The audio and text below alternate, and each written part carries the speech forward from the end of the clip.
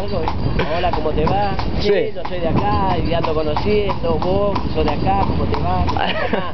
Qué bonito. Vamos a tomar un café, eso. Después la metí al cero y le da una buena acogida. Después del café. Después la lleva a la cama y le da 84, ¿no?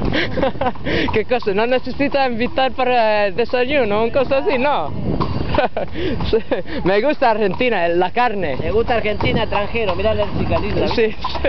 Qué bonito.